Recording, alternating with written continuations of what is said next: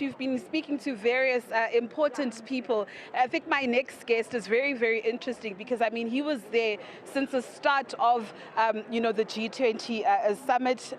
We are joined by Professor John Kirton, who's the director of the G7 and G20 research group. Prof, thank you so much for joining us on SABC News. I think what's important, what people probably don't know, is that this is the 19th G Summit, yes, but it's very important because we have to review all the other G Summits since it starts. I do understand there's a review of all the G20 summits that you've actually compiled. Can you just please tell us what the salient points are?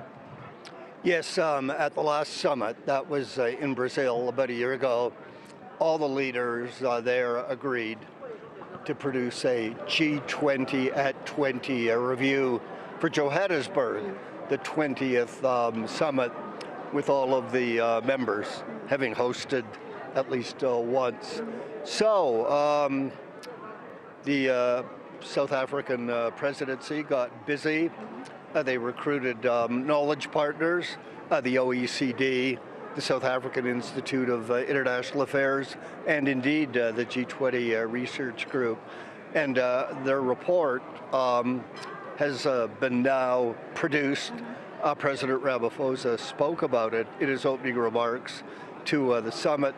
It was to look at the achievements of all of the previous G20 summits before, and to quote President Ramaphosa, the challenges, the things that it had not yet done, and to chart a way forward. And we know from our participation in the process that the major conclusions are that G7 summits have been a success, mission accomplished, global financial stability, and to make globalization work for the benefit of all, equality, inclusive growth, the themes of Johannesburg. Second conclusion, the G20 summit and all the institutions surrounding it, underneath it, do not need to be reformed, they need to be strengthened. And how should they be strengthened? Well, the biggest debate was some people thought it should go back to basics, strip down the summit, deal only with the economy as a macroeconomist would understand.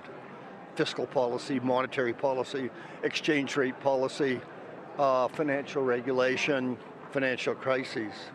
But, as we heard from President Ramaphosa this morning, no, it has to do many other things that it has been doing for many, many summits now. Climate change, I hope Donald Trump noticed. Health. It could be Ebola in West Africa. It could be HIV/AIDS in South Africa. Marburg, as we speak, breaking out in Ethiopia or in the rapid age countries of the G20, Korea, Japan, Italy. Brain health, dementia, Alzheimer's, which is increasing to gender equality was another one. And almost from the start, it dealt with terrorism, right? And as a draft of the declaration said, wars and conflicts harm, impact economic growth.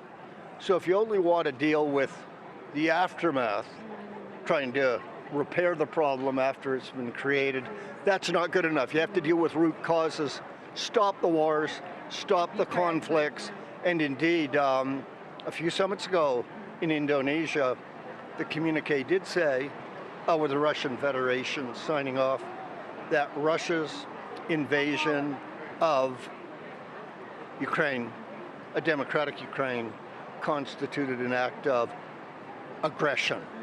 I don't think we'll see the aggression word in this declaration, but nonetheless, I think the message will be loud and clear nonetheless. And Prof, you highlight a number of key issues. I love the fact that you also highlight the challenges. You also, highlight the advantages as well. But I think a lot of things that people tend to miss is in regards to the Sustainable Development Goals. When I read through some of your notes, it says that the G20 member countries are only 18% on track. Is that not an issue? I mean, you've got poverty, the SDG to reduce poverty by 50% in 2030. 2030 is just 5 years away. Is that not concerning for you? It is indeed. The Sustainable Development Goals were adopted by all of the leaders of all of the countries in the world at the United Nations in 2015. They replaced the previous Millennium Development Goals. There were only 8 of them, and they were basically about what the rich North should do for the poor South. The Sustainable Development Goals, 17, and they were equally applied to the North and the South, equality in that generation. And along came COVID, and that set progress back. Along came, the Russian invasion of Ukraine, and that took up a lot of the money had to be diverted to that. That would otherwise have gone to pushing the Sustainable Development Goals ahead.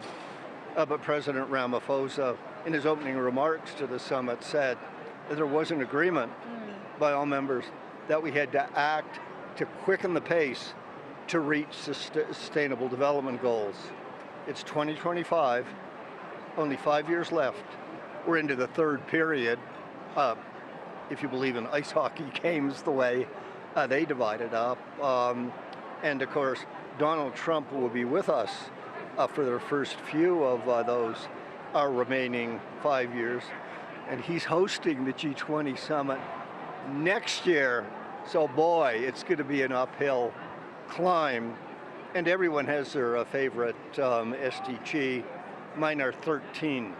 Climate change, which Donald Trump says doesn't exist, but all the leaders here said it does, and we've got to act to contain it. And then 14, 15, 16, life on land, life on water, underwater, desertification.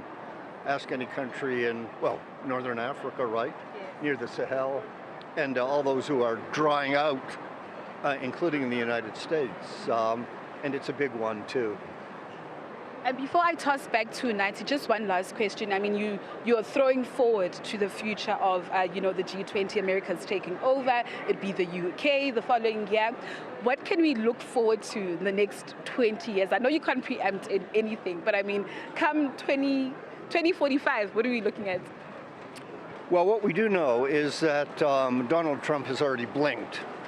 He started by saying no U.S. government official would come to the Johannesburg summit.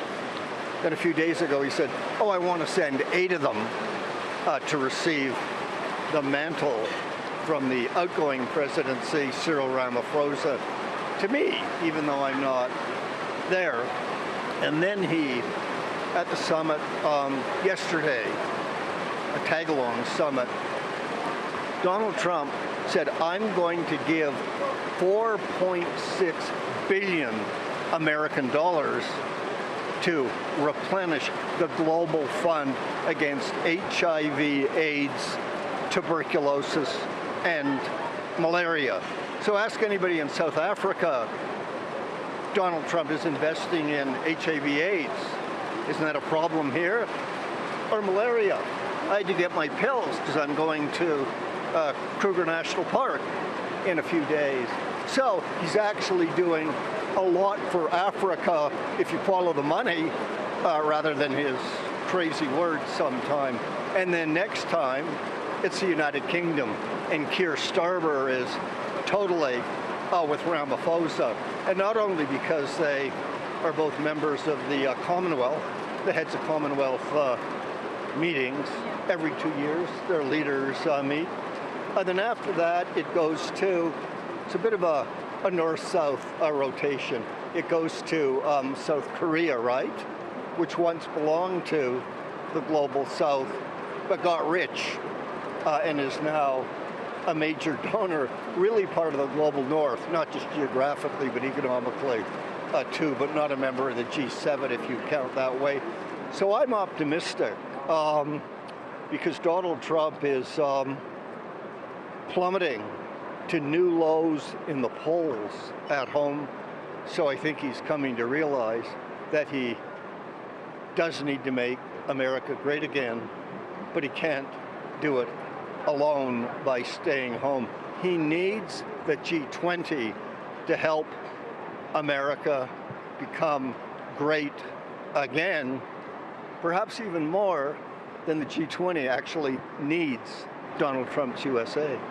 Professor, thank you so much for your time and, of course, for your insights. And, of course, we do look forward to, that review document. Once it comes out, of course, we will be able to report back to the viewers on the review of all the G20s. He was there, remember, uniting since the inception of the G20, and, of course, giving a review of all the G20 summits, the salient points, the challenges, the advantages, the social, sustainable, development goals as well.